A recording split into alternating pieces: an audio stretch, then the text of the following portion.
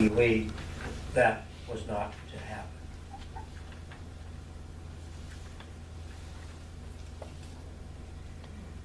Willard died of an embolism complicated by a heart problem in 1928. And it's rumored that he had had persistent health problems after drinking some tainted Prohibition-era liquor. Now, the Velie automobile probably represented Moline's best shot at becoming the automobile capital of the world.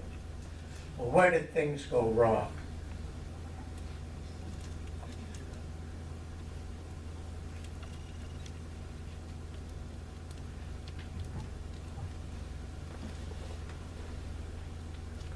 Perhaps we can get a clue and hear what Willard Velie had to say after Henry Ford came to visit him in 1916.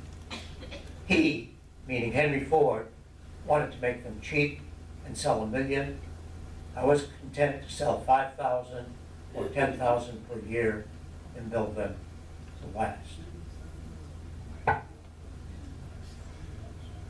Next, talk about Willard's wife, Annie. Willard's wife, Annie Flowery, born in Helena, Montana in 1866, daughter of a wealthy pioneer rancher. She grew up experiencing ranch life and loving animals in the open Montana spaces. As we already mentioned, she went to finishing school in Andover, Massachusetts, and through her brother, William, she met Willard Velie while he was attending Yale. They got married in 1890, and after their honeymoon, moved to Moline. Well, in 1904, Willard and Annie had built this beautiful prairie-style house at 1111 11th Street in Moline. While Villa Velie was still under construction in 1913, Annie and her daughter Marjorie and her companion Miss Mary Lilly took a trip to Europe. Well, that turned out to be kind of interesting. On August 21st of 1913, Mrs. Velie and her companion were arraigned in Hoboken, New Jersey, charged with attempting to smuggle jewelry and wearing apparel into the United States. She was represented in court by former Senator John Spooner and Henry Jenner. Mrs. Velie, her daughter Marjorie, and Miss Lilly had arrived in New York on the Kaiser Wilhelm II. Mrs. Velie declared $245 worth of stuff for the three of them. Inspection of Mrs. Velie's 14 trunks revealed goods valued at more than the $245 declared value. At the time of the arraignment, $3,000 worth of jewelry and wearing apparel had been found, but the total was expected to reach several thousand more. In her luggage were receipts and invoices from the biggest houses in Paris. In her trunks were found diamond rings and watches set with diamonds and rubies. According to the news item in the Chicago Tribune, customs inspectors had watched her go from store to store while she was abroad. So she must have had a suspicious history to deserve that level of scrutiny. Well, apparently former Senator Spooner and Mr. Jenner were able to reach some kind of amicable agreement with the court, as there seems to be no further news on this matter. Now, back to Villa Velie. The grand opening of Villa Velie was December 5th, 1913, with 500 guests. Well, as we've already said, they had a great life there, but it didn't last. In 1925, they had to move into a more modest home. And in 1928, as we've already mentioned, Willard died. Now, following Willard's death, Annie and her brother's wife took a round-the-world trip in 1930. While she was in Hawaii, Annie broke her leg. It was slow to heal and painful. A doctor in Hawaii gave her a highly addictive painkiller, which she continued to use after returning home. Well, this eventually turned into a chemical dependency for her, and she eventually became addicted to opium and alcohol. In 1938, a legal guardianship was granted for her. She was no longer the center of Moline society. She lived until 1961, dying at age 94. Now, for those of you who visit Rich's, the home that she lived in from about 1930 until her death in 1961 is the house that I think of as immediately behind Rich's. It's down 11th Avenue to the east. So that's where she lived out her life. Now, Willard and Annie Velie had two children, Willard Lamb Velie and Marjorie Thury Velie. We're going to discuss only Willard Jr.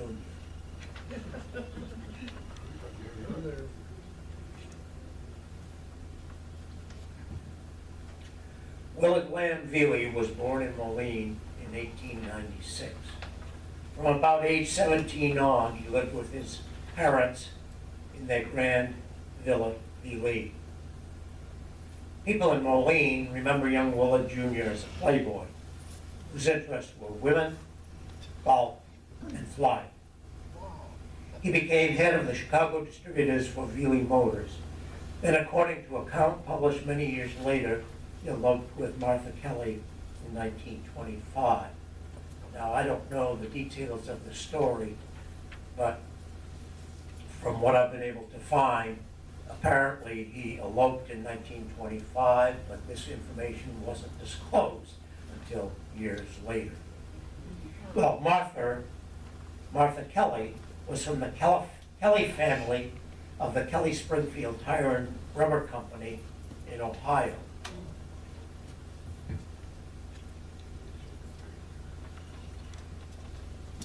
Now, Will Jr. was named vice president of the Velie Motor Corporation in 1927. And he was the one who introduced the production of airplanes into the family business. They developed a 5-cylinder radial engine that powered their Velie monocoupe. In 1928, the Velies purchased the Central States Aero Company of Bettendorf. The result was Mono Aircraft Incorporated, a subsidiary of Velie Motor Corporation. The younger Will was president, and the elder Will was on the board of directors. The Velie monocoupe was advertised as the only flying machine in the nation completely manufactured under one roof.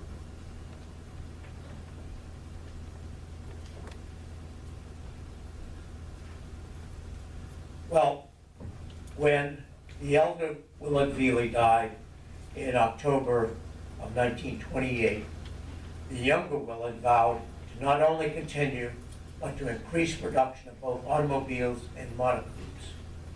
Well, he very quickly realized that this was too much for him to handle. And just a little over a month later, on November 27th of the same year, he announced that automobile production would be discontinued. And 4 months later, Willard Jr. himself would be dead.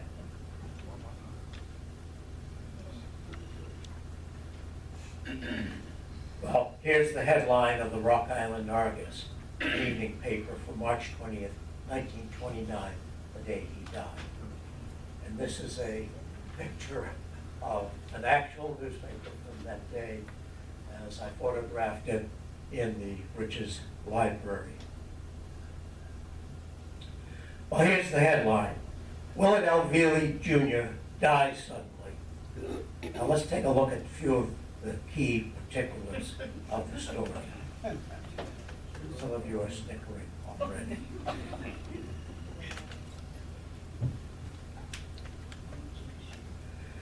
The headline for the story is, "Drops Dead in Dwelling of Employee." And it goes on to state that he died suddenly at 11:30 o'clock this morning. while at the home of James Schaus, an employee of the Mono Corporation. It then goes on to say that he had gone to the home to talk to Mr. Schaus about some company matters, but the latter was not at home at the time. Presumably not feeling well, Mr. Velie went to the bathroom of the Schaus residence where death occurred. Failing to get any response to her call, she, meaning Mrs. Schaus, entered the room. The young manufacturer was lying on the floor, unconscious.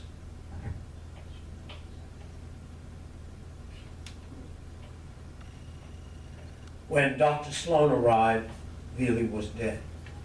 The physician said death was the result of a heart attack.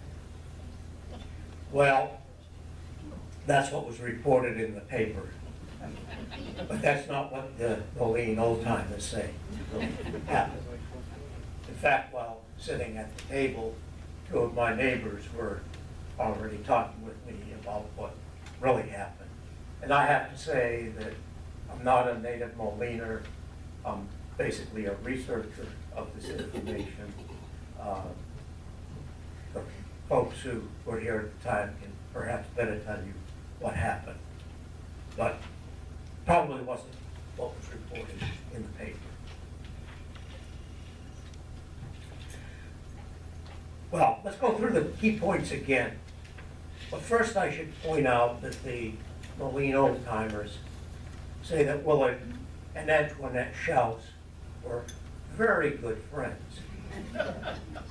And what a surprise that James Schaus was not at home. Willard had sent him on a business trip.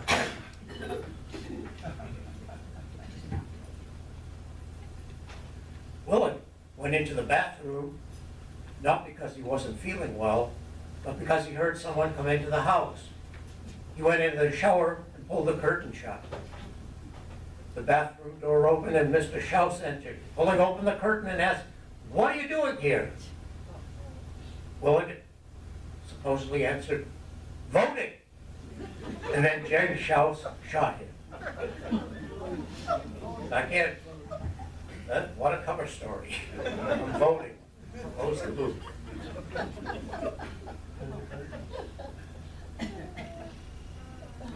Well now, Dr. Sloan was an old friend of the Velie family. He thought it would be better for the family if there was no scandal associated with Willard's passing. So he stated the cause of death as a heart attack. Later, his death was attributed to a heart attack caused by acute indigestion.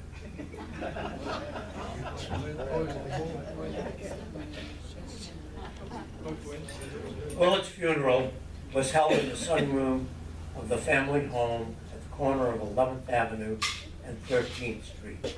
And in recent years, this was the home of Shannon Hall, who was an avid collector of Velie memorabilia. Well, after Willard Jr.'s death, the airplane interests were sold to a St. Louis firm. This was not only the end of manufacturing Velie automobiles and planes, it was also the definitive end of the possibility of Moline becoming the automotive capital of the world.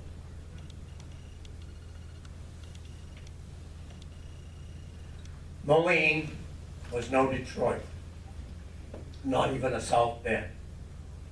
As the late Beverly Ray Kimes, one of the greatest automotive writers of our time, put it, Moline had lost its automobiles and its airplanes, but it had John Deere. It still does. Thank you.